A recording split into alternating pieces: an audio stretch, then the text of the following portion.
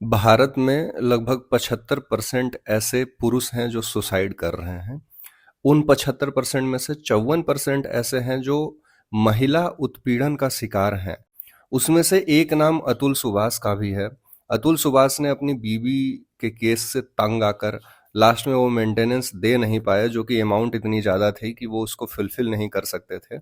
उनकी बीवी का कहना ये था कि अगर 30 लाख में सेटलमेंट करूंगी, फिर आया 22 लाख पे। और अतुल की उतनी हैसियत नहीं थी कि वो 22 लाख पे सेटल कर सके। इसके बाद जज कहती है कि 5 लाख मुझे दे दो तो मामला रफा दफा हो जाएगा। अतुल की बीवी वहां पे भी नहीं मानती है। वो कहती है तुम तो कह रहे थे कि सुसाइड कर लोगे, अब तक किए नहीं।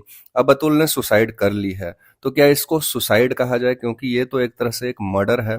एक तरह से अतुल की वाइफ ने और सिस्टम ने मिलकर अतुल का मर्डर किया है। तो अतुल की वाइफ पे तो केस चलना ही चलना चाहिए। उस जज पे भी चलना चाहिए। व्यक्ति के साथ न्याय हो, लेकिन अगर न्यायपालिका के जज ही अगर खुद सामने बैठ के हंसेंगे ऐसे मामलों पर और 5 लाख देकर रफा दफा करने की मांग करेंगे, तो कार्रवाई तो उन जजेस पे भी होनी चाहिए और उस सिस्टम से पूछना चाहिए। सिस्टम हमारा जो है बदलाव कब लाएगा? रिश्वतखोरी का नंगा नाच होता है। चपरासी से लेके प्यून से लेकर के जज तक के कट बंधे हुए होते हैं। अतुल ने इस पूरे नेक्सस को उजागर किया है। अतुल ने अपनी जान देकर इस नेक्सस को बाहर लाने की कोशिश की है। अगर मेंटेनेंस देना ही है तो लड़के और लड़की की हैसियत और वहां की इकोनॉमी को देख करके मेंटेनेंस दिया जाए। जब तक केस न्यायपालिका में लंबित है, तब तक उसको गुजारा भत्ता दिया जाए, मेंटेनेंस के तौर पर पूरी रकम ना दी जाए।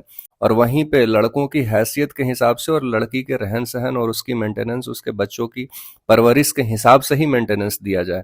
तो कानून में बदलाव की जरूरत है और न्यायपालिका में जो घुसखोरी रिश्वतखोरी हो रही है उसको भी खत्म करने की जरूरत है।